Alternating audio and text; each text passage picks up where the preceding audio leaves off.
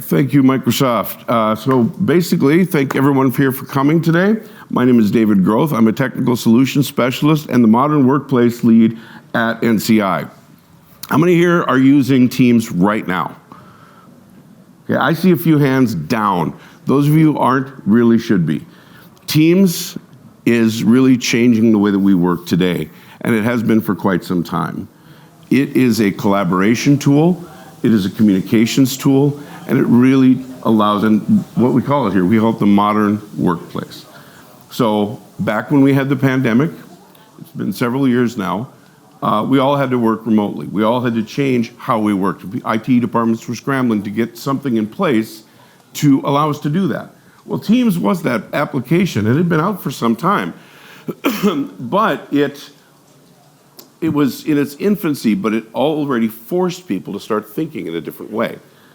Teams, though, now has evolved to a place where it's a platform for modern work. It's a platform to get people to use things in a different way, to communicate and collaborate in a different way.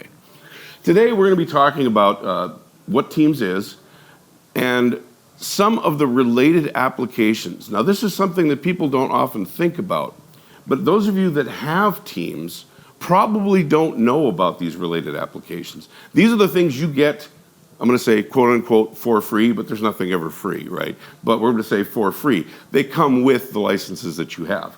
Then I'm going to do a quick feature demo. I'm going to do a quick little demo in Teams. And then really probably the reason some of you are here is we're going to talk about Copilot. How many of you have heard of Copilot? Have heard of it? Okay, how many people have plans to use Copilot in the future? Okay, I've got a couple, good.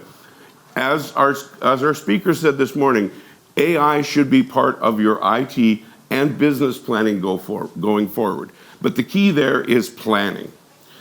You have to have data governance, security, all part of your steering for AI. It is not just something you whip and put into place. It is something that you have to plan for.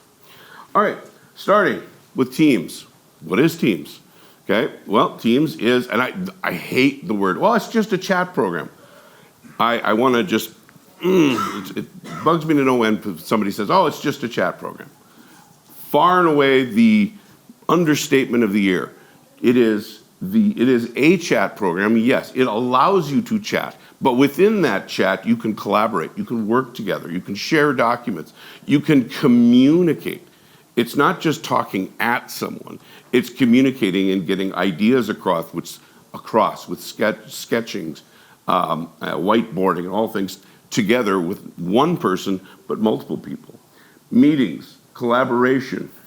Another key one, mobile integration. How many of you have a mobile workforce? Salesforce, Serviceforce, okay, several of you. So you want to integrate that and bring them in tighter and communicate with them from head office to remote. Being able to have all these functions and working together as a team is really key. It brings them, gets rid of that divide, that physical divide, and brings them in part collectively. We can also do file management. The days of 2 servers and a SAN are going away. I won't say they're gone. I won't say they're never going to be here, but they're going away. The reason being is because we have this idea of modern work. We are moving to an infrastructure where we have to work from anywhere. One of the key benefits that are being advertised in HR and new job positions is work remote or certain percentage remote work. How do we facilitate that? Teams is one of the best examples. Telephony. Teams actually has all of the capabilities available to it to replace your telephony infrastructure. Most people don't know that, or I should say a good percentage of people don't know that. And finally, application integration, which we'll talk about in a bit. Okay, briefly, chat, conversational text interactions, but it is faster and more direct than email. I had actually a discussion with somebody, kind of a philosophical discussion, of why should I chat when I can just email? Well, why do you text versus phone calling? Think about that particularly. Well, sometimes it's faster to just send a quick little text, right? It's also less formal. Chat can be, hey, is this done? That can almost seem rude in an email. Okay? In chat and Teams, it's one-to-one or one-to-many communications. You can form a chat group about something that you're doing, but it's quick and simple communication. Here's a kicker. A lot of people don't know this one. You can chat within your company or inter-company. If that organization is using Teams and you're using Teams, and with the asterisk by with security measures in place and what have you, you can chat with other people. You can chat with your vendors. You can chat with your customers, okay, if you have business-to-business going on. A lot more effective and a lot more instant communication. Plus, you can see if they're available or not. Their status is right there with a little green dot, little red dot, okay? And chats can be named, saying, hey, I'm talking about, this chat is these 3 groups of people. And then also, files can be shared in chats, again, with a little asterisk of those are internal only chats can be shared at present. And I always like to add at present because every time I make a statement about certain features being a certain way, Microsoft says, coming in fiscal year 2024, quarter 1, we'll be able to do this. It's like, oh man, I gotta rewrite my presentation now. Okay, meetings. Meetings, as how many here have not participated in a Teams meeting? Okay, I thought so. We've all seen these meetings, but these meetings are not just virtual meetings. They can also include screen sharing, file sharing, shared applications. Getting into a meeting, I had a meeting the other day where I was trying to explain something, and normally I'd be a visual person, I'd go up to a whiteboard and sketch it out. I actually did that in my Teams meeting, brought up a whiteboard and just sketched it out. And actually I took a picture, they had a picture of their network environment, I just circled, X'd out, put in what I was talking about right then, and they got the idea a lot faster than I could do via just describing it. It can also be configured for town halls, webinars with data gathering. Anybody here do town halls, webinars where you need to gather attendance and things of that nature, gather data ahead of time? Anybody? No? Oh, yeah, okay, good. Like if you want to gather, say, hey, register for our free webinar about product X. If you don't, you certainly could with Teams. That just comes part of Teams. Now, here's a cool one, recording and transcription. As I get older, my memory sucks. And one of the things that I like to do is I like to transcribe my meetings so that when I'm doing whatever work I have to do, I can go back and reference the full text of who said what within a meeting. And I can actually look within that meeting and say, okay, here's who said what, and oh yeah, did we talk about, and it's in a Word document, I can go back and just search it. And with recordings, there's a full video recording of that meeting that can be shared within our organization. And if you're worried, it's got end-to-end encryption on it. Full end-to-end. Data while at rest, data while in motion. If you have the premium SKU for Teams, you have the ability to watermark your meetings, meaning you can put a watermark across the meeting as well as do meeting background customizations with your company. And the really cool part, summaries. Have you ever had somebody taking notes with action items at the end saying, so-and-so agreed to do this, so-and-so agreed to do that, we talked about this, we talked about that. With the premium SKU in Teams, Teams will do that for you automatically. And it'll say who talked the longest, who talked the least, when did they talk, and you can click and fast forward just like kind of like what you do in YouTube. Okay, and it'll actually then at the end put together a summary of who said what and when, and for how long, and here are the action items. Joe has to do this, Jane has to do this. It's beautiful, I use it all the time. Collaboration, as I said before, is working together within the different pieces of Teams. A lot of times, one of the most powerful things that people, is the power app, if you will, of Teams, is Excel. Have you ever had that document that you send around via email to 12 different people, and then it's like, okay, well, which one is the authoritative version? Which one has the master version, the master sheet? Or you put it on a server, and then it's like, well, I need to make a change, but I need to know who made the change, okay? That's working together. You're collaborating on a document.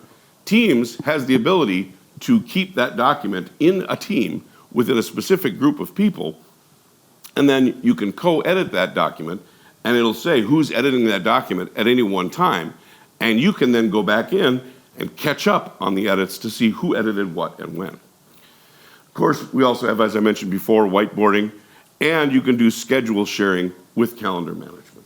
We'll come back to that one. The really cool thing is, everything I talked about is available on Android and iOS and the web. I can do all of these functions from anywhere.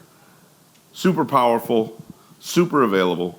You got your frontline workers that might just have a phone or not have any availability anywhere. They could be in the middle of nowhere and just have internet cafe access time and again, and they can get access to this. Because it's cloud-based, you have access to it. There's something cool. We can go into it if you like. It's called Phone Operator Connect Mobile, which is part of Teams calling. Probably going to be outside of the scope for what we're talking about right now. But if you want to talk about it, come see me afterwards. It's basically where your cell phone becomes native phone to Teams. Okay, it's been out for about 6 months, but it's basically an eSIM for your phone. Now, files. Let's talk about files and how Teams does it. Every Teams channel has files. So if you have a server set up and you use an X drive or a Y drive or a F drive or whatever it is, and you go into Windows and you navigate down, you go, okay, files, sales, and then sales in 2024, and then you go down like that. You have an organizational structure, but it's going to be somewhat confusing. And if you've ever tried to search for a file, it takes a while because the indexing, behind the scenes, the indexing isn't it's not real good. So the idea with Teams is you redo it. You organize it by team. And if you think about it, you work in a team, not just a department, but there are things you do within a team. Let's say your department, that's one team, but you're also going to work within say a project team. And there's people from different disciplines that work in a team. And those teams have their own sets of files. And you work in those same 10 files or 20 files or whatever it is, but they're all kept in the same location. And we also have that problem of, well, what happens after that project is done? Well, they just sit on the server forever, right? You've got files that date back to 2004. You need to have them, maybe, sort of, kind of, I don't know. But they're there, you need to have for archival purposes. Well, then get rid of them. The team doesn't even exist anymore. Let's archive everything, keep it clean. One of the great features of the files in Teams. Files are automatically shared with everyone within that channel, depending on security functions or whatever. That's another little asterisk there. Rights to files are semi-automatic, but can be changed. You can make it so that files placed into a channel can be all read-only. And it integrates with OneDrive and certain other online services like Dropbox, Ignite, Google Drive, excuse me. So the files are all cloud-based, though, and I can't stress enough, with a lot of the AI stuff that's coming, the true power is not going to be in a mixed hybrid environment. It's going to be getting it all into the cloud. Because with things like data governance and data management and being able to know really getting your arms around the big set of data that you do have, that power, the power to be able to do that, is going to be in the cloud. There are services and software you can install on 2 servers in a SAN to do that, but that software is $50,000 to $100,000, okay, to help get your handles around it. But you also have to get that metadata. You've also heard the buzzwords of big data and other things. This is all stuff that the cloud does very well and natively. Now, one final thing, application integration. Any cloud app you've seen out there, it's almost a guarantee that it's going to say it works with Microsoft Teams, because this communication and collaboration I've been talking about, these pieces, all applications that are out there, they want to work natively within Teams. For example, they want to include a chat history or a document management piece within their application, so they integrate it a lot tighter than they would with just plain old Word running on the desktop. And finally, Let's say you have a help desk ticketing system that doesn't integrate with Teams. At the very basic level, Teams has the ability to integrate by sending updates and so forth using technology called RSS. You might be familiar with it, or just emailing the channel. We have one channel at NCI where we email security updates, like when there's a security outage or something of that nature. The entire company gets notified, and they can check the Teams channel. And it's an instant notification. It's not an email that they might scroll by in our huge inboxes. All right, so let's talk included applications. Okay, there's 5 that we're going to talk about. There are probably I'm going to say there's a couple thousand integrated applications, but there's several that Microsoft has available to you right off the bat. Tasks by Planner, approvals, bookings, virtual appointments, and shifts.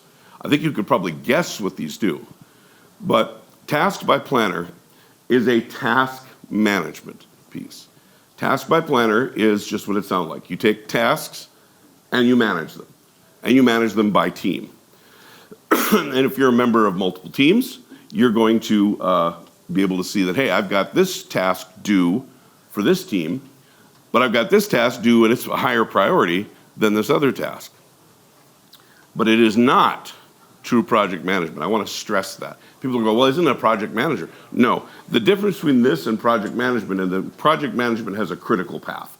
So if this task slips, then this task has to slip, and so on and so forth. This is just a bucket of tasks, okay?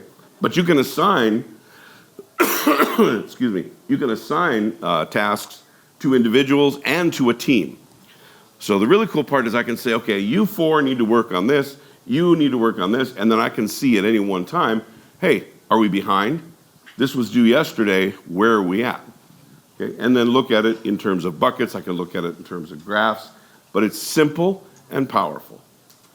A lot of these applications you're gonna see, they're simple but powerful, and I want you to keep that in mind. It is not a full-on project manager. If you need that, guess what they have? Microsoft Project. Integrates really well. They also have other ones like Asana. Guess what that integrates with Teams. Does very well.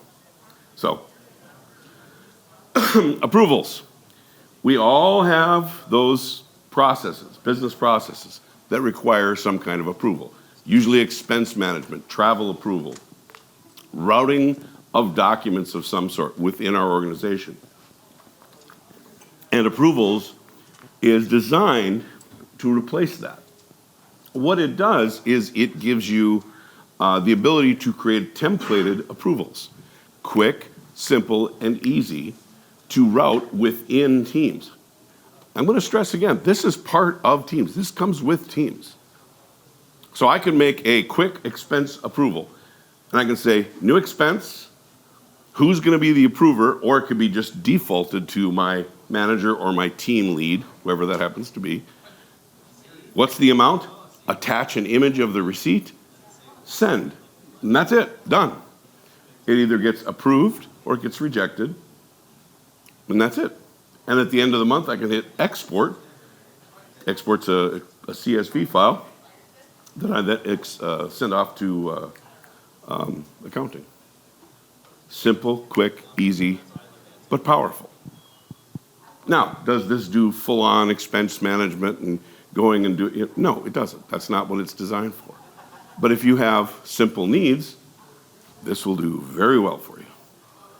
And yes, these are all templated and so forth. You can do a lot of different things with it. Oh, and by the way, you can do e-signatures with that as well. Bookings. Anybody here run a bookings-based business? Nope, not you. I use bookings. You book, so do I. I use bookings all the time. And it's free, you don't have to invest additional. So anybody that's ever emailed me or gotten an email response, it says, book with me.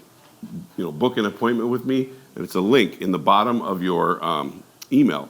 You click that, it comes up with a calendar, my calendar, showing open times. Actually, it doesn't fully show your calendar, it just allows you to pick open times, like, rather than, hey, do you have time on? No, I don't have time on, but do you have time on? And back that email chain back and forth, That's annoying, and that actually takes up a good chunk of your day.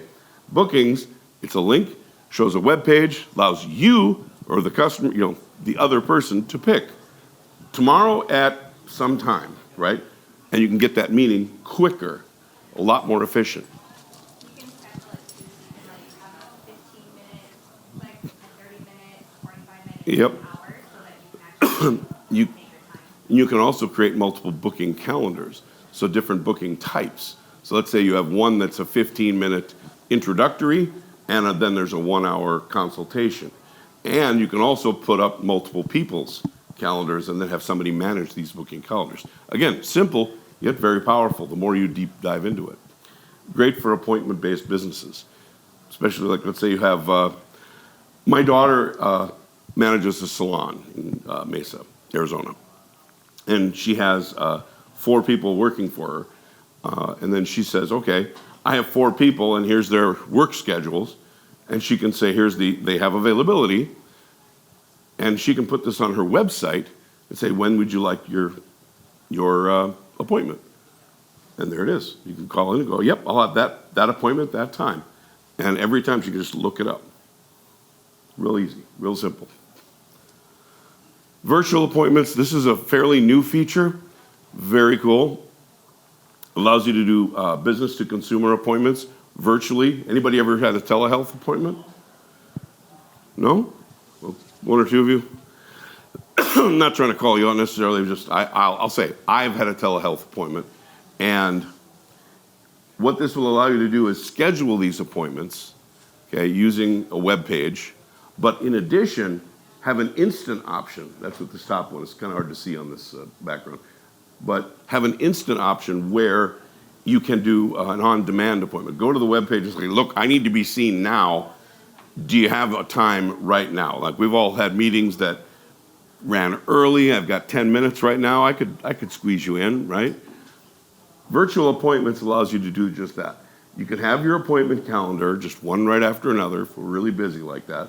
But then we can say, hey, I've got 2 in my queue for on demand.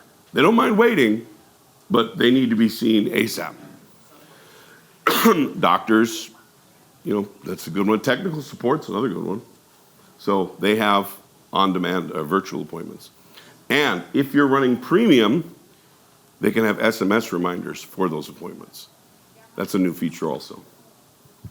And you can do appointment analytics. And there are, in case you were wondering, electronic medical health, like Epic. They have connectors to Epic for just this reason.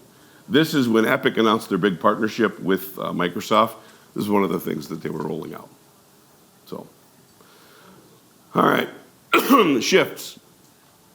Anybody here have a shift-based setup, manufacturing or anything like that? Okay. So there are licenses for teams that is just teams or frontline worker licenses that are extremely cheap but can be rolled out to an entire frontline workforce. And Shifts is one of those apps that's like a power app.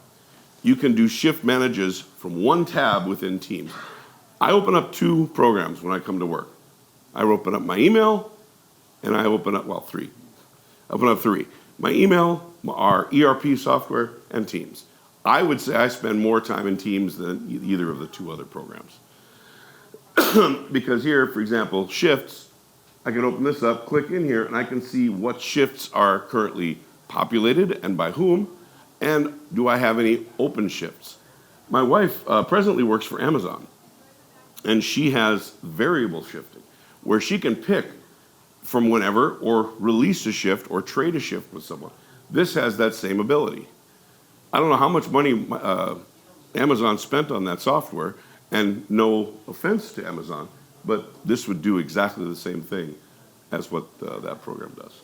And yes, it has third-party workforce management connectors as well. That's what the integration I was talking about. All right, let's see how we're doing on time here. All right, we are running behind, unfortunately. What I'm going to do is I will save the demo for the end. Okay, I hope that's okay with everybody. I will go through these features. If not, please come to the NCI booth and I will demo all these features in detail if there's a specific feature you wanted to see. Okay, So I just want to get through it, make sure I don't disrespect the person coming after me. All right, the big announcement. Copilot. And Copilot is Microsoft's implementation of AI. It's a large language model AI. If you haven't heard of it, go out and look for it. But I'm going to just give you the quick, 10-second dog and pony show.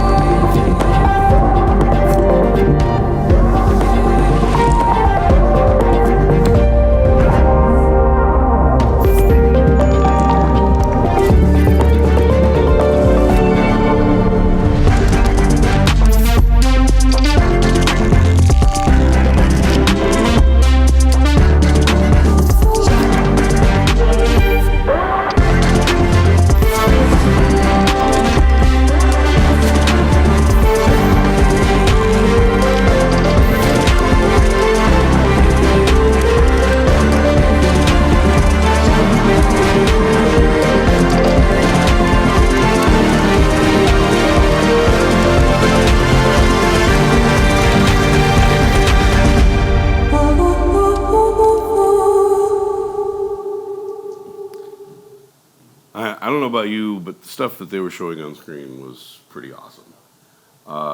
That was more of the Microsoft Copilot for Office and the Office stuff in general, and it was running through a lot of things. But trust and believe that Microsoft is putting a lot of effort into their Copilot infrastructure, and they're going to be doing things with Copilot for security, for Defender.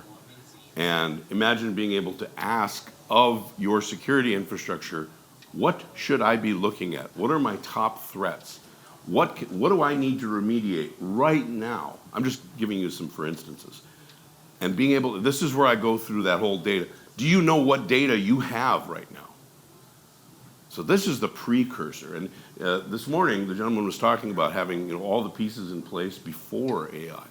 The biggest thing I can't stress enough is knowing what data you have and being able to put it into a framework, being able to tag it, being able to have data governance.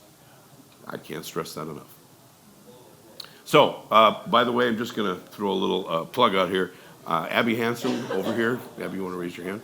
Abby and I were going to be giving a presentation later today on Teams, and then we'll also be talking about Defender and doing more with less. So how to, a little more about what Teams is, also about Defender, and then also how those things work together with licensing. So, and definitely more. We'll definitely be geeking out more about Copilot. So you have to come. So yeah, and that's a 2-part session. So. And I have an awesome giveaway.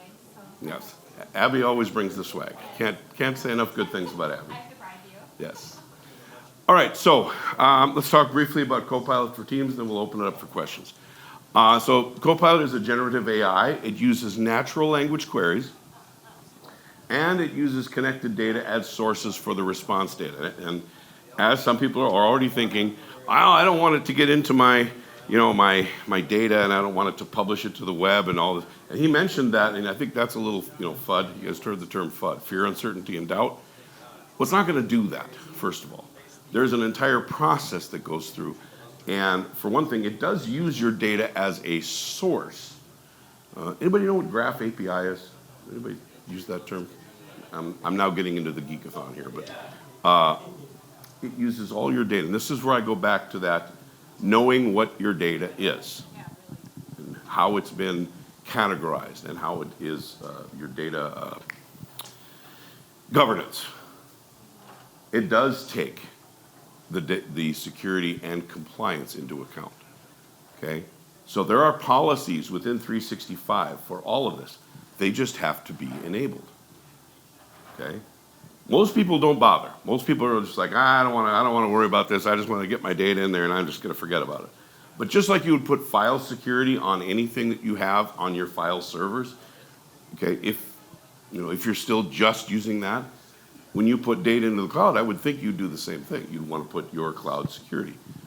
But the cloud security, the most important part is the data governance and the data compliance.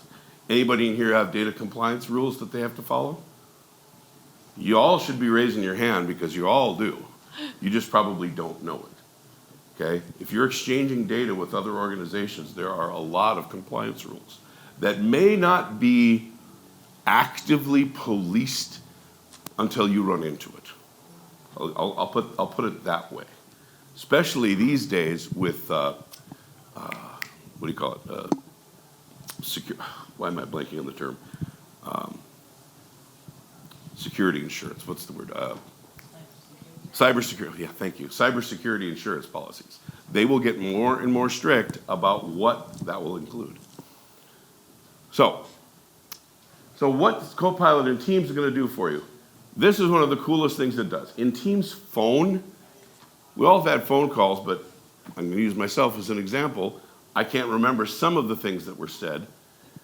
It can highlight key points of the call.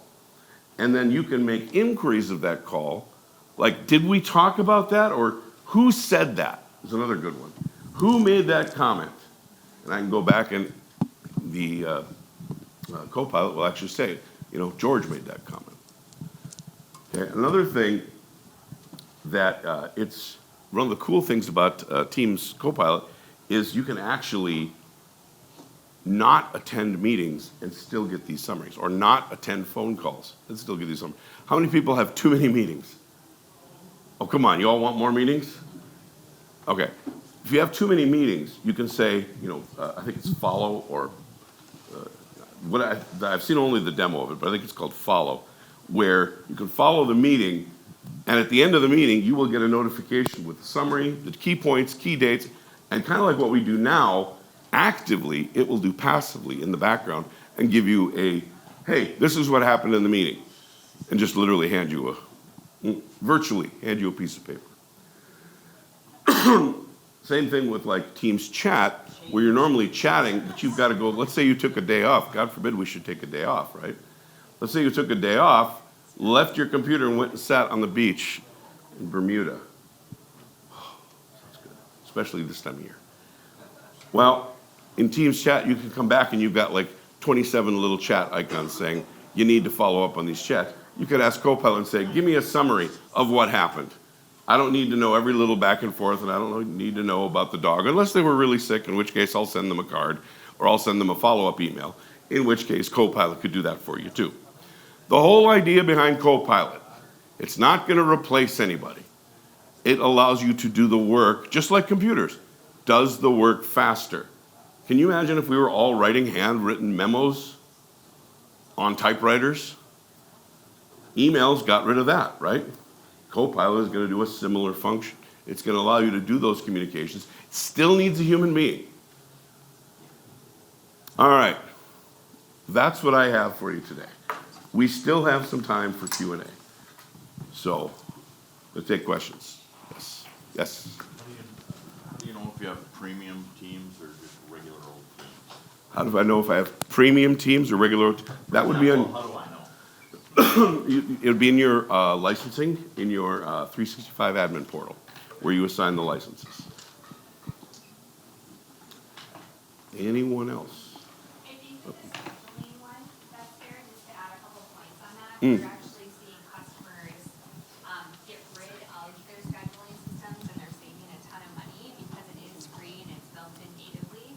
And it's really neat because it can go down to the employee level where you can exchange schedules. So if you have shift workers, it's like a perfect scenario. As long as they're in the team, they're able to do that, and then the manager can go in and approve those changes. Yeah, we're swapping shifts. I love that, especially when we're looking at manufacturing plant floor, just have frontline workers do, financial institutions that have like people up there they're the tellers. I mean, it works perfect for those types of situations, healthcare as well. Any place you Absolutely. Yeah. I 100% agree with that. I saw a question over here. Okay. Yeah. Yeah, you guys didn't talk about this at all, but I was wondering why Microsoft would add Snapchat filters and avatars and things like that. That I don't see the point of them being a business. And you know, we run virtualization, and we have VDI running, and teams chews up a lot of resources. So I'm just kind of curious why Okay. not make it better? There are multiple reasons for that. I will give you, and that's a great question. Question was why are they adding fluff? Is that a fair statement? Fluff? Like the Snapchat filters, the avatars, which are arguably, you know, they could be considered fluff. And if you're running in a VDI environment, they take away more processing power. And then the other thing is, in general, Teams gets big. Have you tried the new Teams? It's written in a completely different language.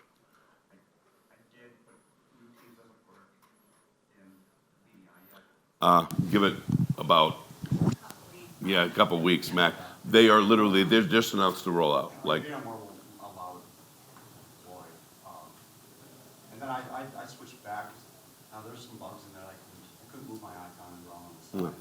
let's talk, because that's a huge investment that Microsoft is making. They recognize how many people are on the VDI platform. And just, I'm going to say VDI as an all-encompassing term. To answer the other question about why would they do that, is because we as humans, it's kind of the same question as why do we have emojis on our text messages and all of these other things. It makes communicating more personable, more fun. If you had to say, sending an email is very a dry experience, and being able to communicate in a more fun and interactive way, like using GIFs, and yes, I'm in the GIF camp, not the GIF camp.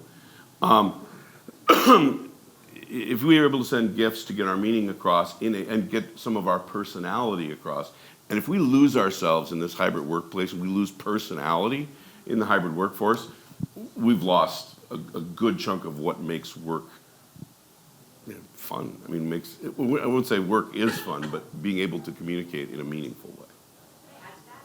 Yeah, absolutely. So when Microsoft released that, it's because there's 5 different generations that work in the workplace.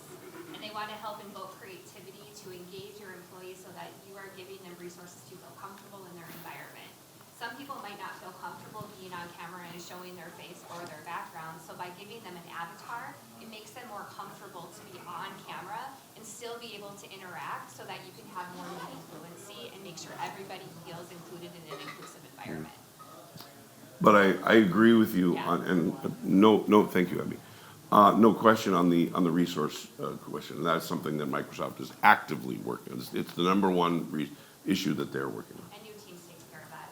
Yeah, the new teams does, but they have to make sure that it's compatible with your environment. Does that answer your question? Okay. Yes.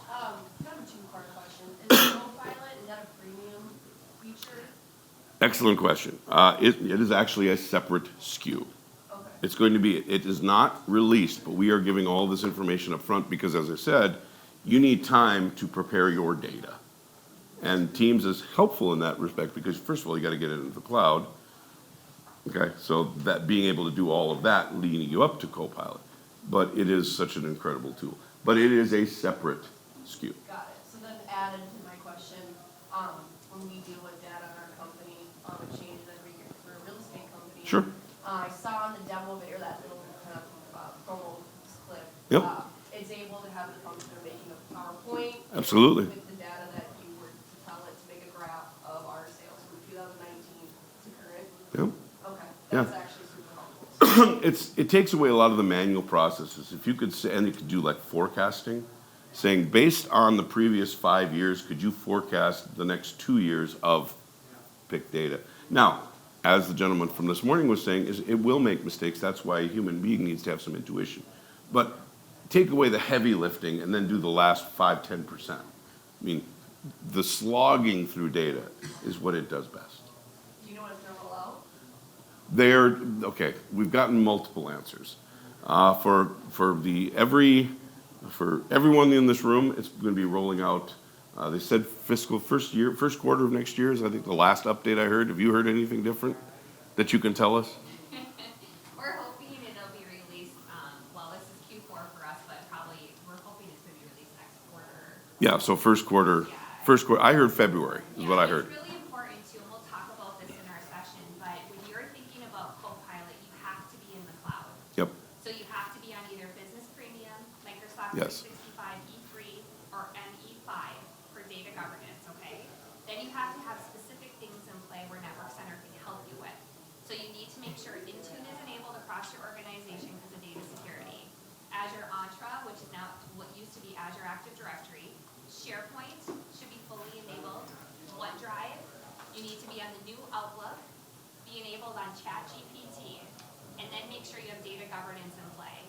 As we're going through some of these conversations, we're recognizing that customers have 17 years worth of data that's going to be exposed. So now is the time to clean up your data and start encrypting it and making sure you have those security measures in place so people who don't need to see the data don't see it.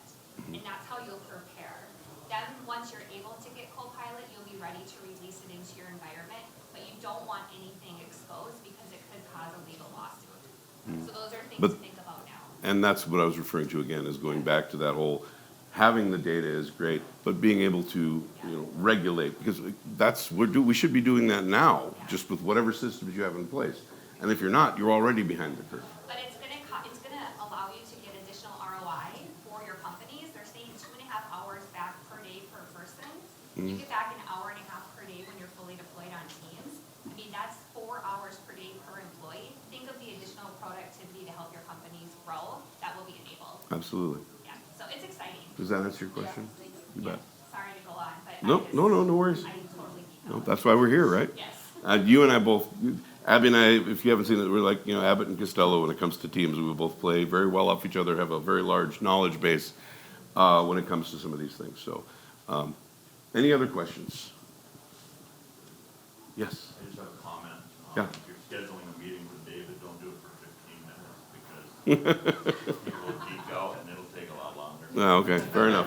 That's why you But it's can, always enjoyable. yeah, you can check my my bookings link, and my bookings link is now updated to an hour. So to that point, I will agree with you. So, anyone else? Questions, comments? Well, I hope everyone got the information they were looking for here. Please, I'm going to have all my information. I even have demo tenants for Teams set up. Come by the NCI booth. I know we're going to be having lunch in about 15 minutes, but I'm heading straight over to the booth. And thank you all for coming. I really do appreciate it.